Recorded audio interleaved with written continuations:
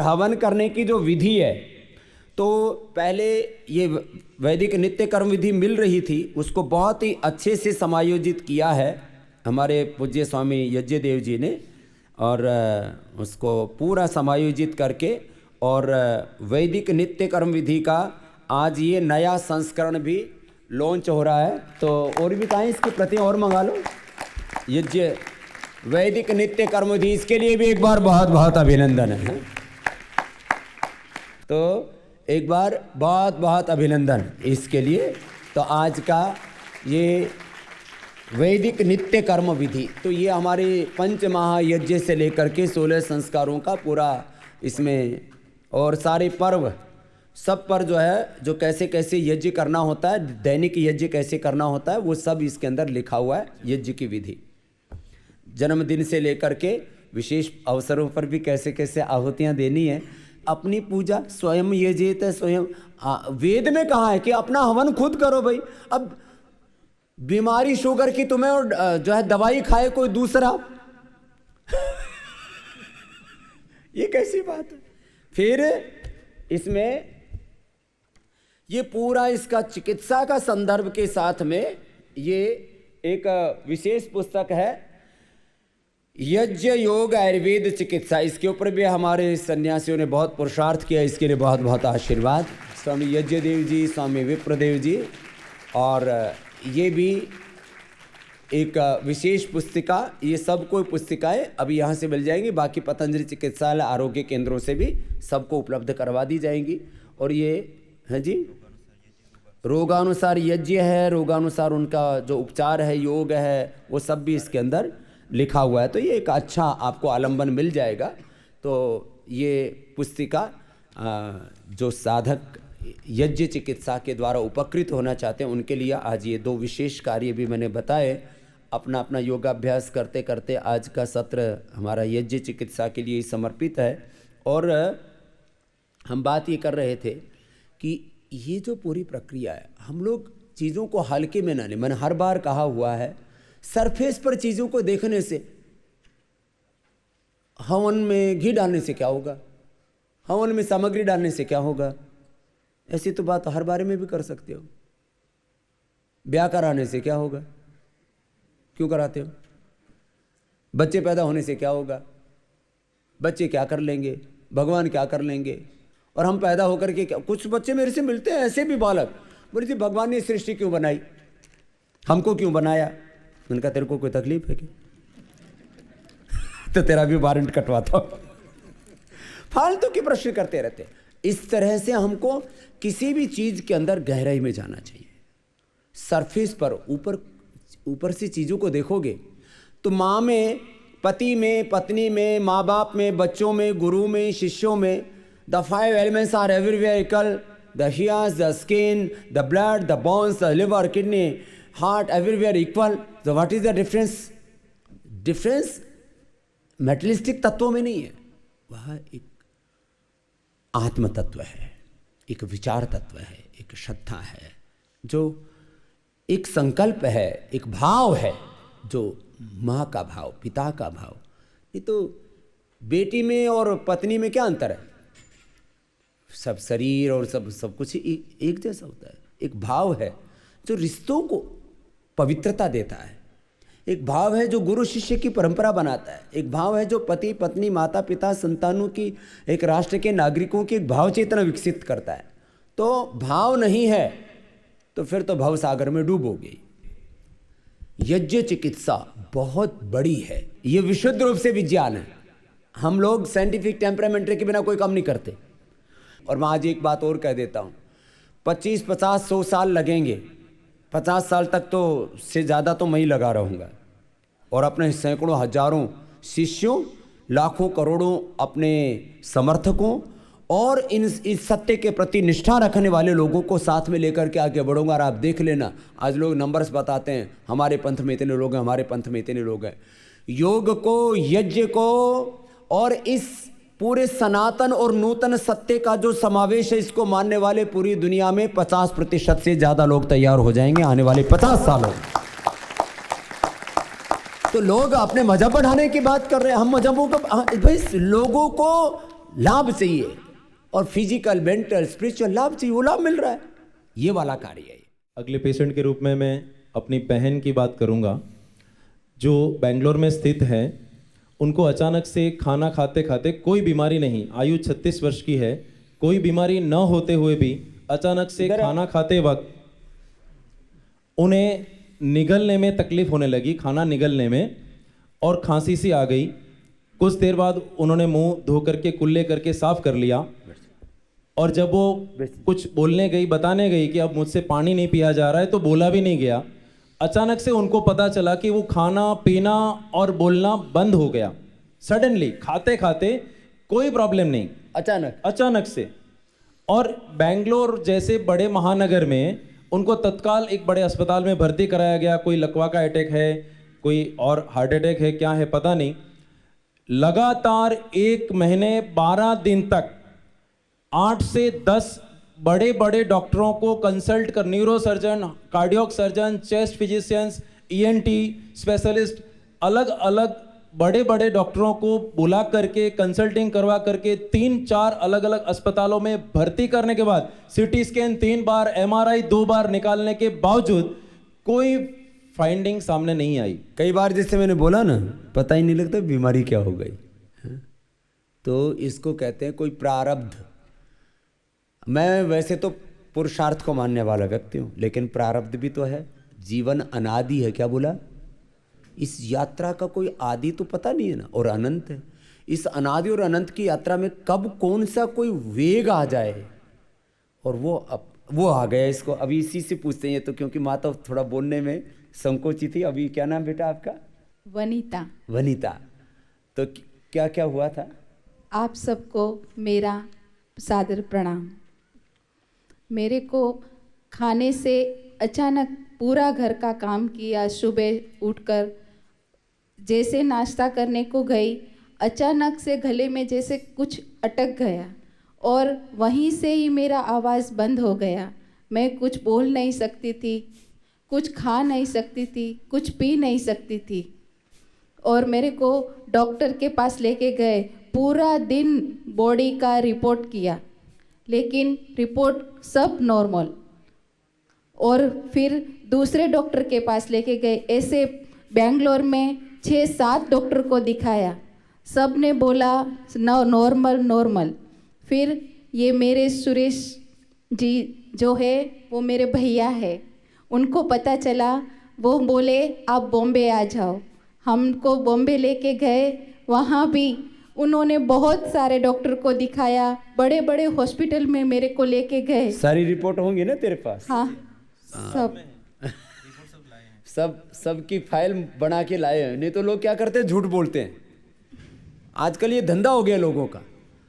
आजकल आपने देखा होगा ना, अब जैसे कोई आजकल ना ब्रांड्स को, चीज़ों को प्रचार करने के लिए ना लोग, मेरे को ये प्रॉब्लम था, मेरे को ये प्रॉब्लम था। वो एक्ट्रेस होते हैं, और मैं अच्छी हो गई, अब दौड़ रही हूँ, हमारे बच्चे हो गए, मेरे हस्बैंड खुश हैं, मेरी वाइफ खुश है, और मैंने ये यंत्र पहन लिया, मैंने डोरा पहन लिया, मैंने गंडा पहन लिया। हम कोई डोरा गंडा नहीं कर रहे हैं, कोई हथगंडा नहीं कर रहे हैं।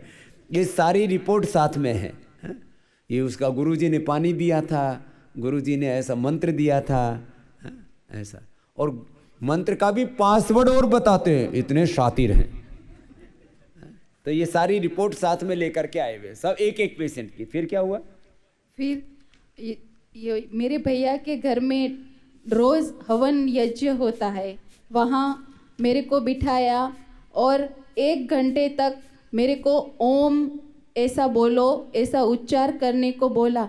तब मेरी हालत ऐसी थी, मैं ओम भी नहीं बोल, जैसे कि मेरा हवा भी नहीं निकल रहा था मुंह से, ऐसी हालत थी मेरी। मैं कुछ बोल नहीं सकती थी, ऐसा मैंने। खाना पीना तो स्वामी जी कितना वजन कम हो गया था? मेरा 12 किलो वजन कम हो गया था।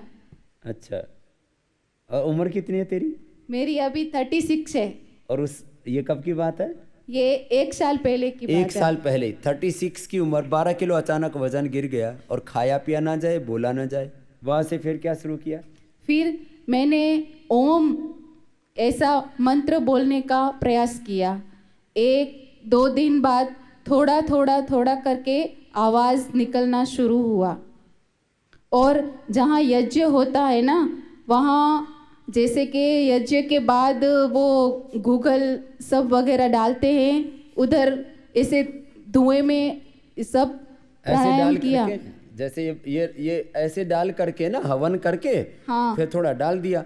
हाँ। और इसके पास में बैठा करके फिर अनुलोम विलोम, भस्त्रिका, कपालभाति करने लग गई। हाँ, लग गई। फिर ऐसे 1 वीक में तो मेरा पूरा आवाज वापस आ गया। 1 वीक 1 वीक में। हाँ, और खाना पीना भी शुरू हो गया। थोड़ा तकलीफ हो रहा था, लेकिन बाद में हम लोगों ने भी घर में यज्ञ शुरू कर दिया और उसके माध्यम से ही आज मैं यहाँ पर सब बोल सकती हूँ, खा पी सकती हूँ। डॉक्टर का तो कुछ नहीं है, ये यज्ञ से ही मेरे को सब लाभ हुआ है। और कोई दवाई कुछ नहीं? नहीं, अभी 4-5 महीने से मैंने कुछ गोली भी नहीं लिया।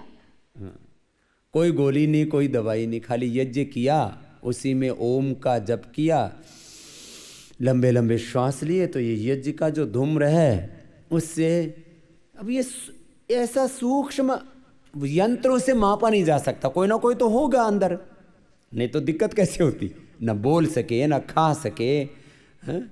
और कमजोरी शरीर में। हाँ, बहुत कमजोरी थी शरीर में। तो कमजोरी और आ गई ऊपर से, क्योंकि जब खाएगा नहीं ठीक से, बोल चलना फिरना भी, तो ये जो यज्ञ की शक्ति है, ऐसे ये कोई प्रायोजित कार्यक्रम नहीं, हो गया जिंदगी में। तो देखा अब रास्ता क्या है, सारे डॉक्टर दिखा लिए, उन्होंने ट्रायल बेस पर कुछ दवाइयाँ भी दे दी होंगी। हाँ, दी थी। वो दवाइयाँ खा कर तो मेरे को तो ऐसा जैसे लग रहा है और तकलीफ हो रहा है, ऐसा हुआ था। अब ऐसे रोगी को दवाई क्या देते हैं हम? बोले इसको सोने की दवाई दे दो सबसे पहले। तो नींद आती थी तेरे को? हाँ, वो गोली नींद की ही गोली देते थे। तो ये तो एक जिसको कहते हैं ना, जिसका पता ही नहीं था, बहुत से लोग हैं कि वनीता ना, हाँ, वनीता। हाँ, वनीता। तो जिसको पता ही नहीं लगता कि हो क्या रहा मेरे साथ, वो एक बहुत बड़ा एग्जाम्पल है। तो वनीता को बहुत बहुत अभिनंदन है। चलो, धन्यवाद स्वामी। आशीर्वाद में। बहुत पेशेंटों को जिन्होंने, देखो इसके ऊपर ना निष्ठापूर्वक, निरंतरता पूर्वक एक प्रक्रिया को फॉलो करना पड़ता है। ऐसे नहीं ऊपर ऊपर से चीज़ों को बोल दिया, ऊपर ऊपर से कर लिया, ऐसे नहीं। सरफेस पर चीज़ें नहीं देखेंगे, सरफेस पर तो बहुत थोड़ा सा सत्य दिखता है। नेक्स्ट जी, अब एक ऐसा पेशेंट है जिनको हम आपके सामने लाने जा रहे हैं, जो यज्ञ चिकित्सा को किसी भी प्रयास से भी ग्रहण नहीं कर सकता था। उनकी सारी शारीरिक और मानसिक चेष्टाएं शांत थी।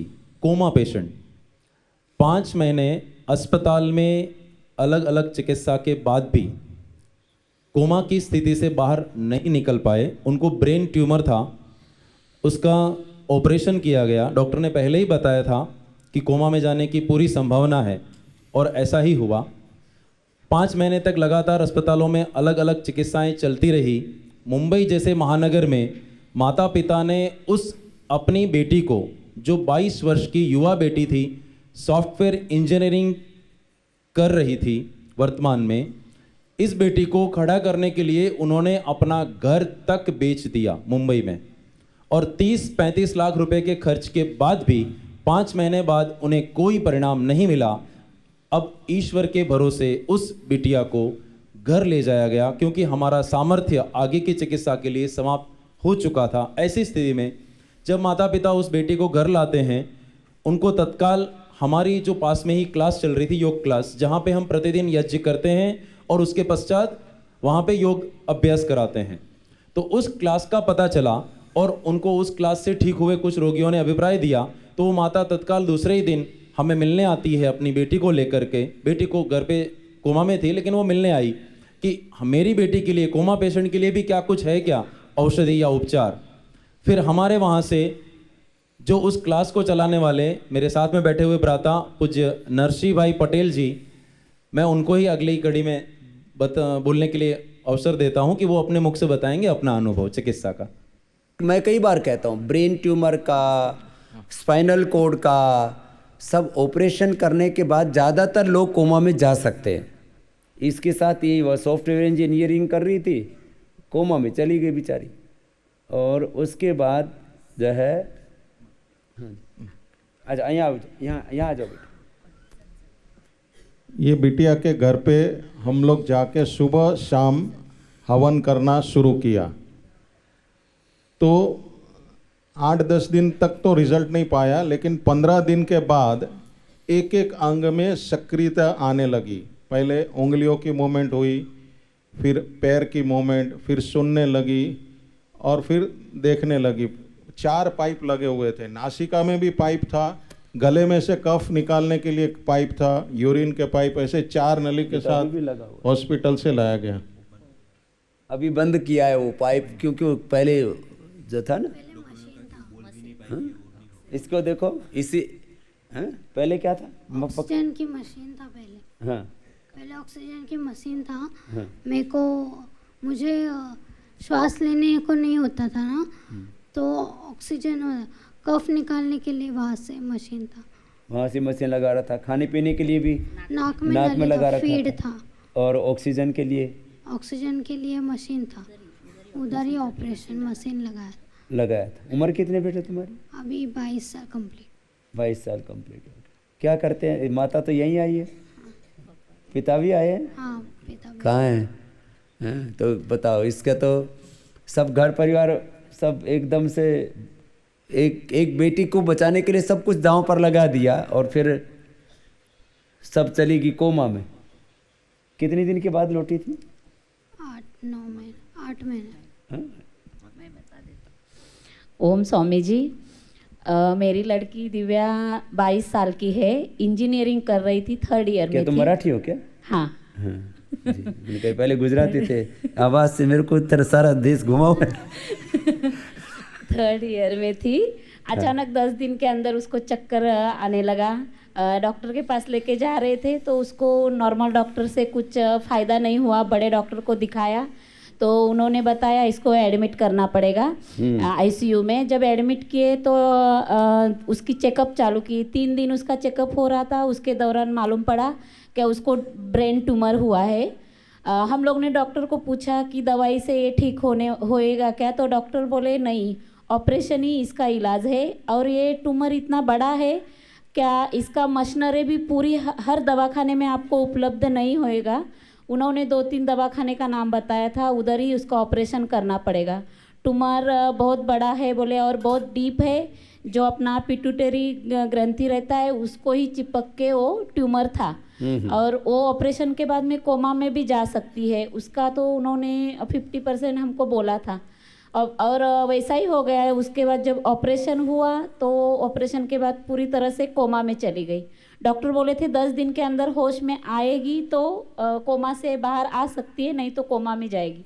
10 दिन हम लोग इंतज़ार किए, लड़की कोमा से बाहर नहीं आई। 1 महीना जो दवाखाने में हम लोग रुक गए थे, ऐसा लग रहा था क्या ऑपरेशन होएगा, 8-10 दिन में लड़की ठीक होएगी, हम लोग घर पे लेके जाएंगे, ये सोच के हम लोग ने बड़े दवाखाने में इसको एडमिट किया था, जिधर हर रोज़ का पर डे हम लोग को 80,000 और 1 लाख तक भरना पड़ता था आईसीयू का। लेकिन तो भी हम लोग ने 30 दिन वो दवाखाने में लड़की को रखा, यही सोच से कि हमारी लड़की बाहर आ सकती है, क्योंकि उसमें इतना गुण था कि ये मेरे परिवार को बहुत हेल्प करती थी। इंजीनियर करके भी खुद अपना ट्यूशन लेती थी।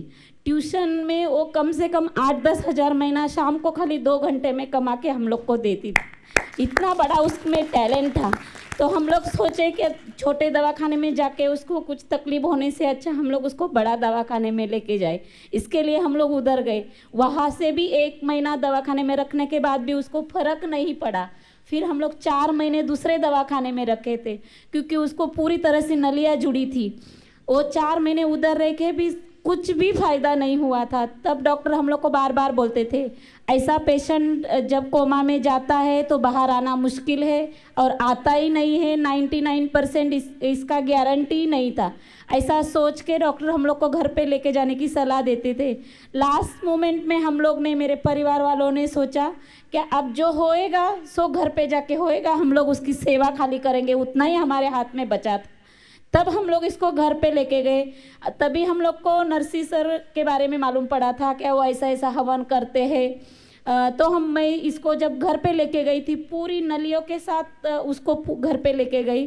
घर पे लेके जाने के बाद दूसरे ही दिन हम लोग नरसी सर से मिले। नरसी सर बोले ये तो बहुत क्रिटिकल है, लेकिन कोशिश करेंगे, विश्वास रखेंगे, विश्वास में इतना ताकत है, कोई भी हालत से इंसान बाहर आ सकता है। और मेरे पास खाली विश्वास ही था। जो कुछ हवन के लिए लगता था, सामग्री, घी, जो हवन कुंड, सब मुझे नरसी सर ने दे दिया था। उस टाइम मेरी इतनी भी कैपेसिटी नहीं थी कि हम लोग उसको ले सके। विश्वास से मैंने हवन चालू किया। तब मैं एक सर से बात करी थी कि सर, मुंबई में जितने भी दवाखाने हैं, पुणे में जितने भी दवाखाने में है, सब दवाखाने में दिव्या के पापा रोज़ घूम के आए। कोई ऐसा डॉक्टर नहीं बोलता है कि तुम हमको पैसा दे रहे हो तो हम तुम्हारे लड़की को ठीक करें। जब सर से बात करके जब हम हवन चालू किए, हवन चालू करने के बाद में हम लोग को इतना एनर्जी आता था। कोई हमें आके बोलता था क्या नहीं, ऐसे स्थिति में से पेशेंट बाहर नहीं आ सकता है, लेकिन हमको क्या मालूम, अंदर से वो विश्वास होने लगा क्या नहीं, ये भी इससे बाहर आ सकती है, हम लोग कोशिश करेंगे, मेहनत करेंगे। हवन करते करते 3 हफ्ता हो गया। बाद में ऐसा भगवान का चमत्कार हम लोग ने हमारे घर में देखा। मुर्दा अवस्था में मेरी लड़की पड़ी थी, लेकिन उसके उंगलियों से उसकी जान चालू हो गई। पहला उसका उंगली का अंगूठा हिलने लगा, फिर उसकी नसाएं हिलने लगी, हाथ उठने लगा। वो चमत्कार देख के हम लोग ने तो साक्षात भगवान को देख लिया था। वो भगवान जो हमारे घर में इसके रूप में खेल रहा था, वो हम लोग ने भगवान का रूप देखा। पुनर्जन्म बोलते होता है, लेकिन एक ही शरीर में भगवान ने दोबारा जन्म दे दिया। वो चमत्कार हम लोग ने हमारे घर में देखा। इतना बड़ा चमत्कार हम लोग ने भगवान का देख लिया। उसके इसीलिए यज्ञ भगवान भी बोलते हैं, यज्ञ को भी भगवान बोलते हैं। उस यज्ञ भगवान ने इसकी बेटी को, अब देखो ये फिर कितने दिन बाद वापस लौटी थी? 3 महीना ये चमत्कार चल रहा था। 3 महीने के बाद वो पूरी तरह से उठने लगी। 3 महीना इसने धीरज रखा इसकी माँ ने। ये भी इसकी माँ का क्या नाम है तुम्हारा? सुरेखा। सुरेखा। और बेटी का? दिव्या। हाँ, चलो भाई, सुरेखा को भी अभिनंदन है। और इसकी बेटी जो है दिव्या, ये तो वैसे ही हमारा तो सारा ब्रांड ही दिव्या है सारी दवाइयों का। ये तो क्या बोल, इसको देना, क्या बोलती है? मैं भी वही बोलती थी। जब भी होश में आई ना, तभी मेरे ही नाम का सब दिव्या दिव्या करके। तो ये मेरा ही ब्रांड है। मेरा ही ब्रांड है। अब और स्वामी जी, एक चमत्कार मेरे साथ भी हुआ। जब मैं होश में आई ना, तभी होम का पूरा मतलब संस्कृत जो अपन बोलते हैं ना, होम यज्ञ करने के टाइम पे जितने भी मंत्र बोलते हैं ना, वो सब मंत्र मुझे अपने आप आने लगे। हाँ, बाय हार्ट हो गए। कोमा में थी, सुन रही थी तभी। बोल के दिखाना यज्ञ के मंत्र।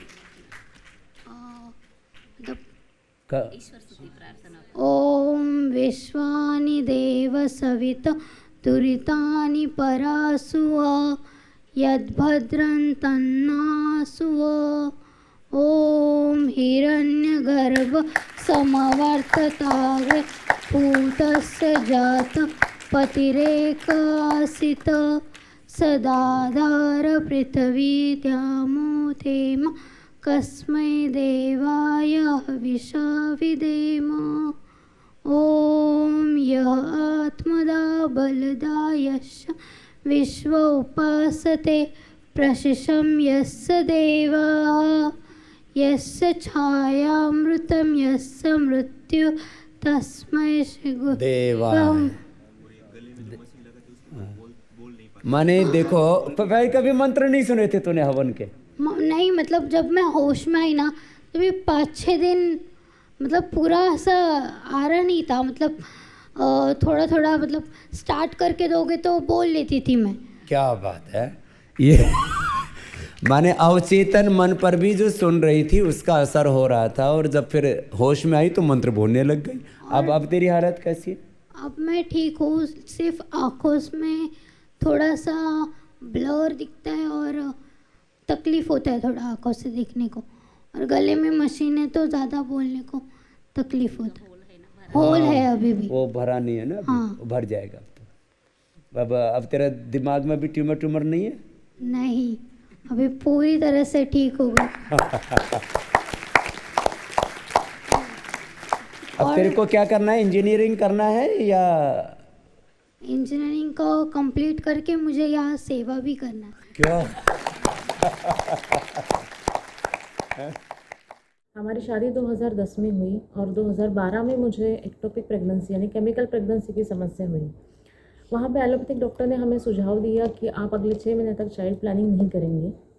उसके 1 साल के बाद हमने डॉक्टर को अप्रोच किया, जहाँ पे मेरी बेसिक टेस्ट हुई, सब कुछ फिज़िकली चेकअप हुआ, और उन्हें एक समस्या समझ में आई कि एंडोमेट्रियल लाइनिंग डेवलपमेंट की समस्या है, जिसकी आदर्श रेंज 8 mm से 14 mm होनी चाहिए, लेकिन मेरी थिकनेस 7.1 mm तक ही बढ़ रही थी। तो उससे संबंधित मेडिकेशन उन्होंने शुरू किए, जिसका कोई रिज़ल्ट नहीं मिला। उसके बाद उन्होंने मुझे हिस्ट्रोलैप्रोस्कोपी करने का सुझाव किया, ताकि कोई इंटरनल मेजर फाइंडिंग हो तो वो समझ में आए, लेकिन फिर भी उसमें कोई कॉम्प्लिकेशंस नज़र नहीं आए। तो मेडिकेशन को कंटिन्यू करते हुए मुझे उन्होंने फर्स्ट IUI करने का सुझाव दिया, जिसका रिज़ल्ट हमें नेगेटिव मिला। तो 1 साल के बाद हमने और एक सीनियर डॉक्टर को अप्रोच किया। उन्होंने भी वही सारे बेसिक टेस्ट किए, और उन्होंने उसी कंटिन्यूशन में 2 IUI हुए, जिसके रिज़ल्ट्स नेगेटिव थे। बाद में उन्होंने उनके डॉक्टर द्वारा मुझे और एक हिस्ट्रोलैप्रोस्कोपी करने का सुझाव दिया। तो वहाँ पे मुझे हिस्ट्रोलैप्रो करने के बाद मुझे 2 TBR PCR डिटेक्ट हुए, जिसका मैंने 6 महीने तक ट्रीटमेंट किया। एक यूट्रस का TB होता है, जिसके कारण भी कंसीव करने में प्रॉब्लम हो सकती है। तो 6 महीने तक उसकी ट्रीटमेंट हुई। फिर उसके बाद फिर से सारी रूटीन टेस्ट, बेसिक टेस्ट हुई, और उसके बाद डॉक्टर ने मुझे IVF करने का सुझाव दिया। जबकि इस सारे टेस्ट करते हुए मुझे एंडोमेट्रियल लाइनिंग का जो समस्या थी, उसका रिज़ल्ट पॉजिटिव नहीं आया। फिर भी उन्होंने मुझे IVF के लिए सजेस्ट किया। IVF करते हुए भी आपको सारी फैक्टर्स एक नॉर्मल कंडीशन में होना बहुत इंपॉर्टेंट होता है। एंडोमेट्रियल लाइनिंग भी डेवलप होना बहुत इंपॉर्टेंट होता है कि प्रेगनेंसी को वो होल्ड कर सके।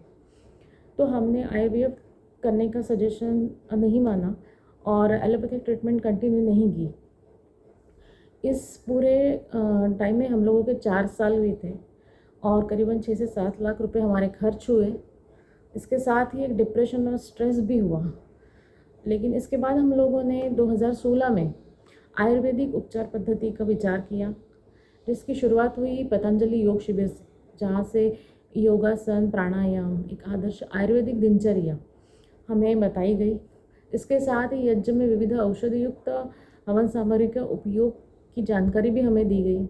इस शिविर की समाप्ति सुरेश भैया द्वारा हुई, जहाँ पे उन्होंने विविध बीमारियों पे औषधि युक्त हवन सामग्री का उपयोग करके कैसे उपचार किया, कैसे उस पर यश मिला, इसकी हमें जानकारी दी, और वहीं से हमने आयुर्वेदिक ट्रीटमेंट की शुरुआत की। इस ट्रीटमेंट में ब्रह्म मुहूर्त में उठने से लेके तो रात के सोने के समय तक की एक आदर्श दिनचर्या बताई जाती है। इसके साथ ही योगाभ्यास, प्राणायाम, आहार शास्त्र समय और नियमों के साथ बताया गया।